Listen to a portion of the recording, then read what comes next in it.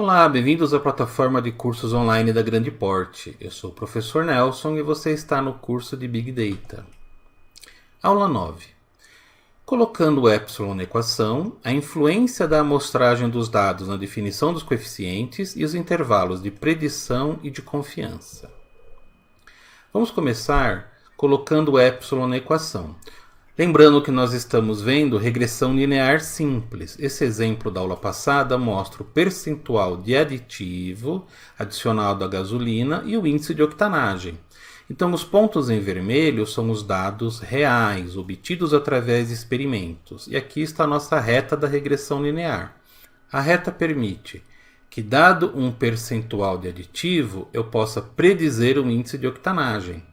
Observe que nem sempre as predições batem com os valores reais. Sempre há um erro.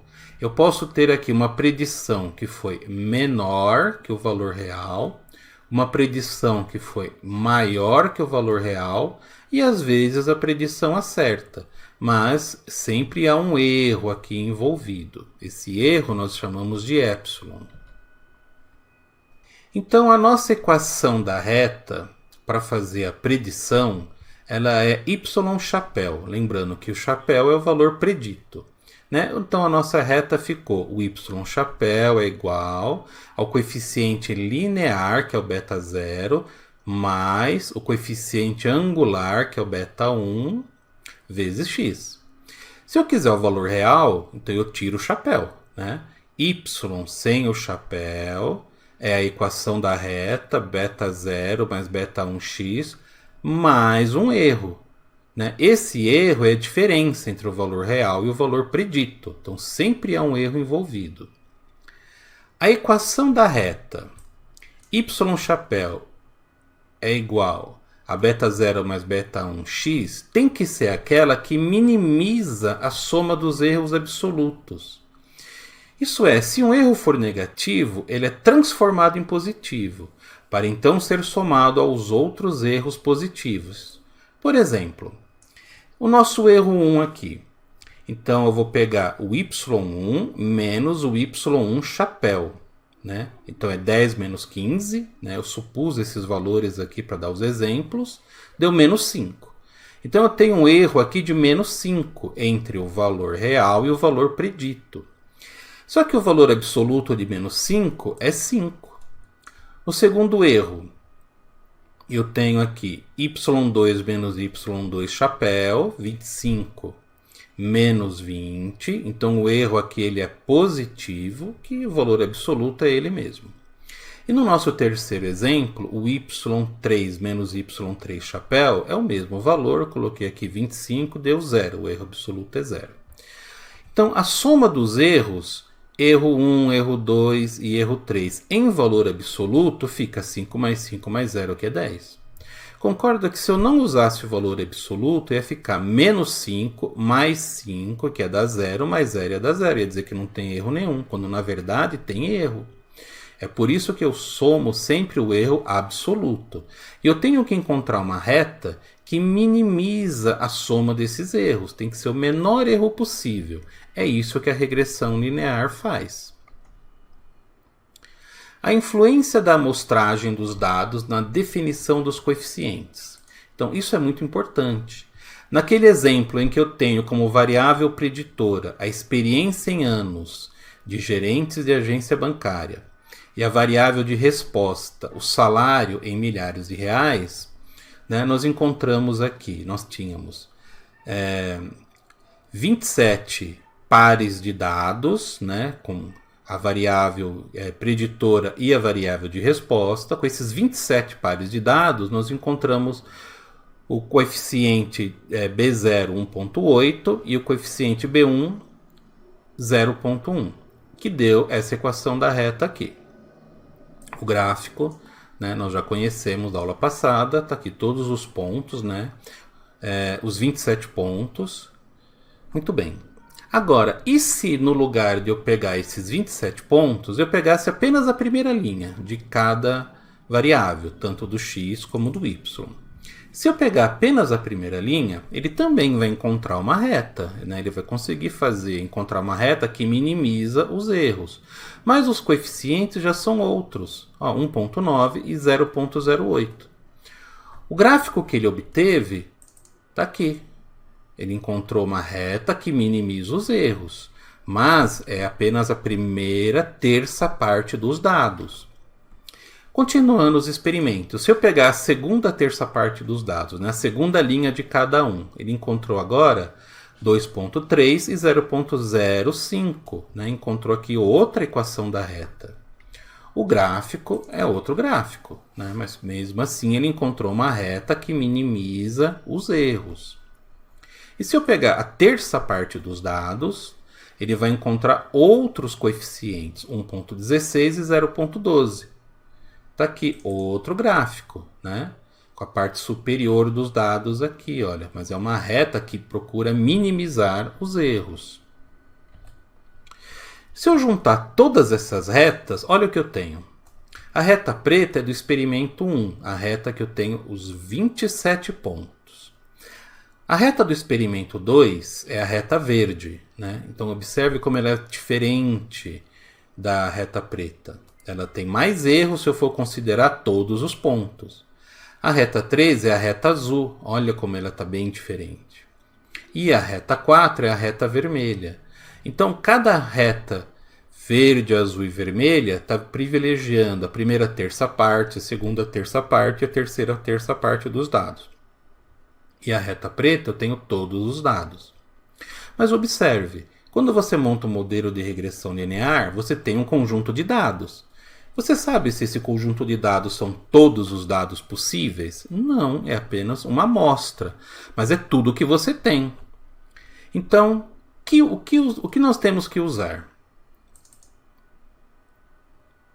Então aqui eu coloquei fazer algumas predições para 5, 10 e 27 anos. Então são valores que temos lá na tabela, são os dados reais, né? Eu tenho aqui o valor real, o valor predito e o erro absoluto, que é a diferença entre o valor real e o valor predito. No primeiro experimento, aquele que tem os 27 dados, está aqui, o valor real e o valor predito, e os erros aqui absolutos. O experimento 2 está com a primeira terça parte dos dados. Observe que o erro é diferente, deu um erro maior aqui. O terceiro experimento, que é a segunda terça parte dos dados, obteve um outro erro. E o quarto experimento, que é a última terça parte dos dados, obteve um outro erro. Eu coloquei em vermelho o maior erro e em verde o menor erro. Então, para 5 anos, o menor erro ficou no experimento 1 e o maior erro no experimento 3. Para 10 anos, então 10 anos ficou lá no meio, né? Lá no meio, aproximadamente na segunda terça parte dos dados, né? Então justamente no experimento 3, onde ele obteve o menor erro. E o maior erro está aqui, no experimento 4. 27 anos está lá na última terça parte dos dados, né? Então observe que foi lá que ele acertou mais, teve um erro muito menor aqui. Mas, se você observar, os maiores erros estão naqueles experimentos em que eu tenho poucos dados. O experimento com mais dados teve um acerto, não teve nenhum erro. Não quer dizer que isso sempre acontece, mas, como uma regra de ouro, né, uma regra geral, os algoritmos de aprendizagem de máquina e a regressão linear está inclusa aí, obtêm os melhores resultados quando possuem grandes quantidades de dados. Quanto mais dados, melhores são os resultados. É claro que os dados têm que ser dados consistentes, não pode ter lixo, né? Isso nós veremos como tirar lixo dos dados em aulas posteriores. Vamos falar agora de intervalos de predição e intervalos de confiança. O intervalo de predição, né, prediction interval, é a faixa de valores onde esperamos encontrar, por exemplo, 95% dos dados da nossa amostra. Esse aqui é o nosso percentual de confiança. né? Eu de certeza, eu tenho certeza que 95% dos dados estarão lá. O intervalo de previsão nos aponta onde é provável, com uma certa porcentagem de certeza, estará o valor de y para um dado valor de xi. Então, dado um valor de x, eu encontro um valor de y com 95% de certeza. O intervalo de confiança, ou confidence interval, é a faixa de valores onde esperamos encontrar, por exemplo, 95% das retas do modelo de regressão linear. Lembra que conforme você pega amostras, você tem retas diferentes? Eu queria saber onde estão 95% das retas dos diversas amostragens que eu fizer do meu conjunto de dados. O intervalo de confiança nos aponta onde é provável, com uma certa porcentagem de certeza, estará o y médio. Essa barra indica média, o valor médio de um y para um dado x. Então, se eu falar que o x é 10 anos, qual é o valor médio dos possíveis valores que eu posso obter para o y? Lembrando que, dependendo da quantidade de dados da amostra, podemos ter diversas equações da reta. Mas se os dados tiverem mesmo uma relação linear, haverá um conjunto de equações de reta que ocorrerá 95% das vezes dentro desse intervalo. Então, olha aqui no gráfico.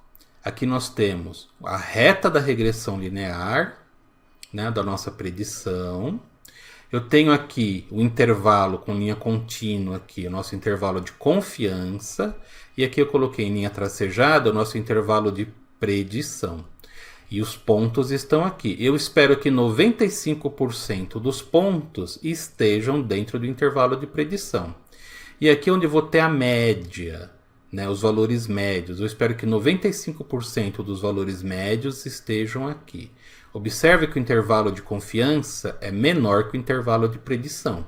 Porque enquanto o intervalo de predição pega os dados, aqui eu pego a média dos dados. Então é bem menor. Como que eu faço isso em R? Então, eu tenho aqui a minha variável preditora, né, que é a experiência em anos, a variável de resposta, que é o salário em milhares de reais. Crio aqui o modelo, crio um data frame, colocando aqui 5, 10, 15, 20, 25, que são os valores para x. Aqui eu estou imprimindo os dados, né, que eu criei aqui. Vou imprimir o predict passando o meu modelo de regressão linear, né, e meu data frame com os dados. Daqui é o predict normal. Mas agora eu vou colocar que eu quero fazer um predict, mas eu vou dizer que o intervalo é o intervalo de confiança. Então você, além de colocar o modelo, primeiro vem o modelo, depois o dado, você põe interval recebe confidence, né?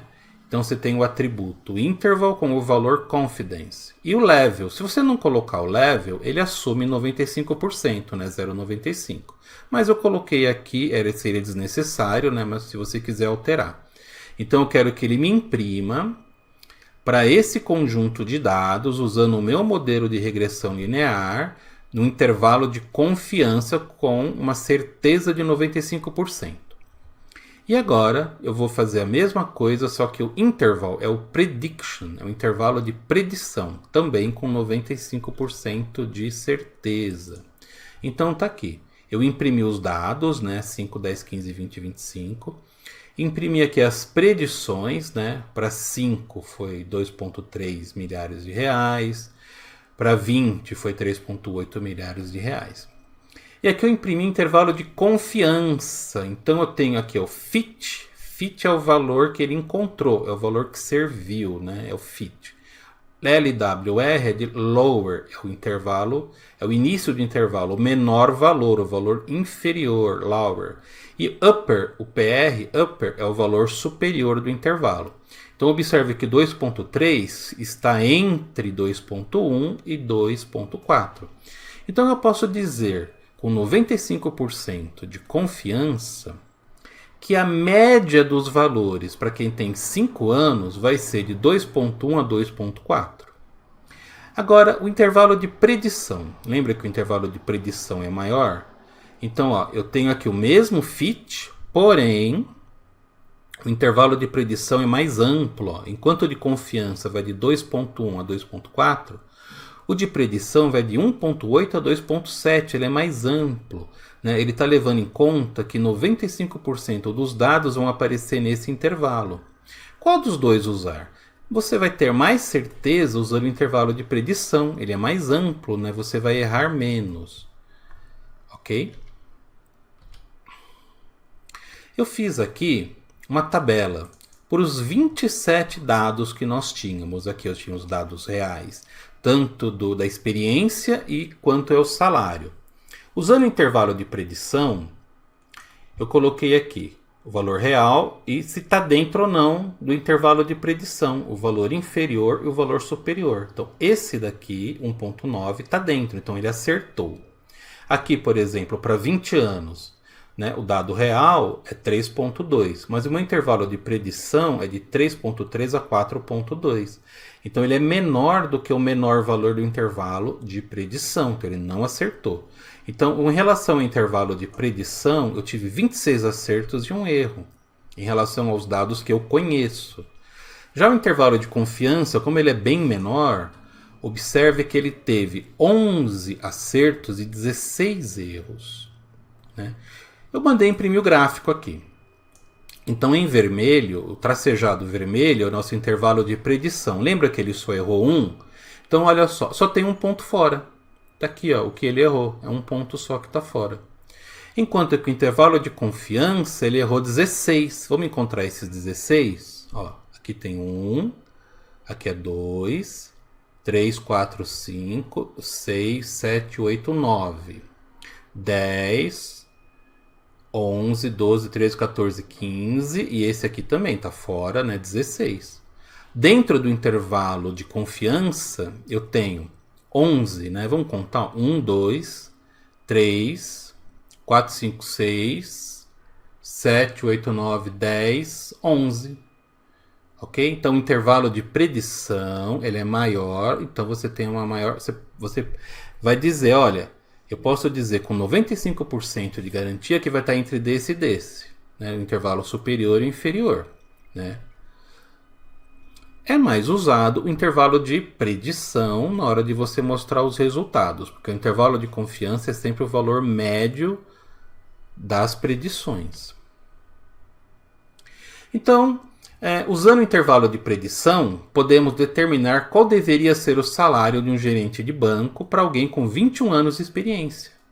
Para isso, vamos executar o programa. Então, você fez aqui, ó, o seu modelo, colocou um data frame com x valendo 21 e mandou imprimir aqui, ó, predict, modelo dado, o interval é o prediction, o level é o 0.95. E aqui ele imprimiu o fit 3.9, o lower 3.4 e o upper 4.3.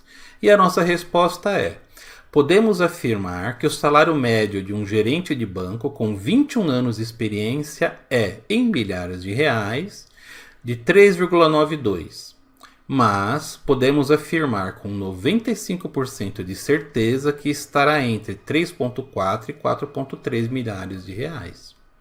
Então, o intervalo de predição te dá uma faixa. Seria errado você dizer, olha, tenho certeza que vai ser 3,9, porque tem o erro. Né? Lembra que sempre tem o erro? O erro você não consegue explicar por que esse erro acontece. Por que é um pouquinho a mais, um pouquinho a menos? Nós não temos esses dados. Mas por isso que a gente tem uma faixa aqui para trabalhar. Então você sempre ao fazer uma predição, use aqui o intervalo de predição. E coloca lá 95%, que é o mais usual. Ok? Então é isso, pessoal. Leia a apostila dessa aula, faça os exercícios propostos e assista às próximas aulas. E lembre-se de contar para os seus amigos sobre as nossas aulas. Até a próxima!